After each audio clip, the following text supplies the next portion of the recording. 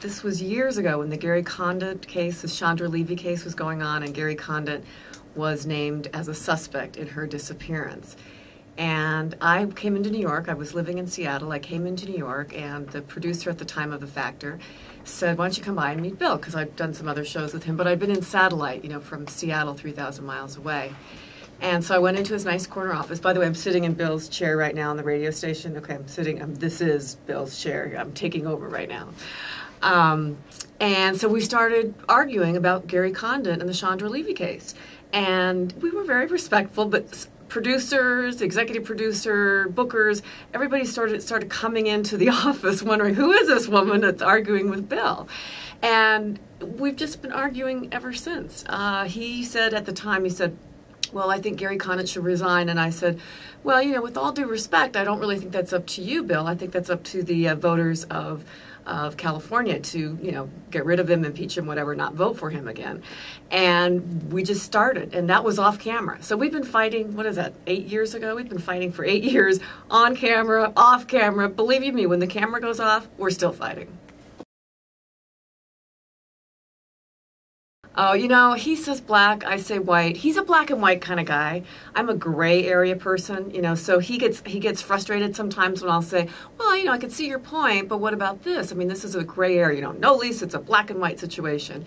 But the funniest times in the course of the 7 years of radio with Bill were the few times where he would cut my mic off, and I would just very politely say to him afterwards, I said, you know, I just won that argument, because if you cut my mic off, then everybody knows that I just won, because that was the only thing that you could do was cut my mic off.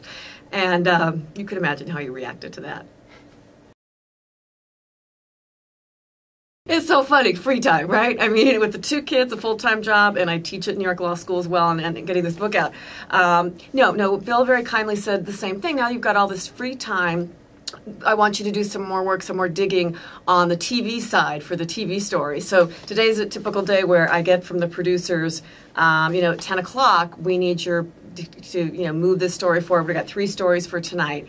Move the story forward. So after I get out of here and do an internet show with Fox, I'm going to spend my afternoon seeing if I can move this story forward by getting a hold of the lawyers and people that are involved in the cases, so that I can bring to you tonight something new and exciting about these stories. So Bill made sure that, you know, any free time that I had is now taken up working on the TV side for him.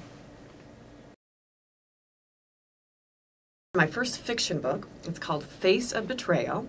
And Bill's got a blurb right in the front, a blast to read. And then in the back, there's actually an interview which Bill conducted of me. We turned the tables. And so he asked about my life in a typical day and working with him. A lot of other blurbers, Sean Hannity, Nancy Grace, Hannah Storm, people that you all know. Ironically, this book, Face of Betrayal, is about a young girl, a 17-year-old girl who goes from the West Coast to the East Coast, to D.C., to work for a very powerful senator, and winds up missing. And you'll have to find out what happens after that. But you may have heard about this fiction before. There are 3 really cool, strong women that are the protagonists of this. One is a federal prosecutor, which I used to be, and one is a FBI agent, and my father was an FBI agent. I worked with FBI agents when I was a prosecutor, and then one is a TV reporter. So it's all fiction, but these 3 women have to solve the crime, and in solving the crime, you're going to have fun. It's a thriller, it's a me time kind of book, but you're also going to learn about, you know, real cases. Some of the cases that we talk about in here, in addition to Katie Converse, the girl that went missing, are cases that I really prosecuted and things that really happened to me as a prosecutor and as a TV reporter. I've, of course, changed the names to protect the guilty, but you'll really learn about, you know, grand jury and what it's like to be in a federal courthouse, and what it's like to be in a television station, and how things get assigned in the background of the television station as well. So I think you'll have fun with it, and you'll also learn something. And that's it. I mean, I got the idea for writing fiction, because I've done a couple of nonfictions, when I realized that there really weren't books out there that, you know, sort of fun thriller that I was going to learn about that had strong women as the leads. There weren't that many out there, and so I started creating it really for myself, and I think you'll enjoy it. I hope you'll enjoy it. It's a real thriller. You know, I think everybody, and I always teach my law school students, you are, a jury in a case can see right through a phony, and on television they can see right through somebody that's trying to be something that they're not. And I think in writing as well, if you try to be somebody that you're not, it's not going to work. So I don't really compare myself to anybody. I mean, I glean from my experiences as a prosecutor and as a TV reporter and having worked with FBI. And then I consulted great experts like Dr. Michael Bodden, the forensic pathologist, to make sure that I got some of the scenes right. I don't want to give too much away here.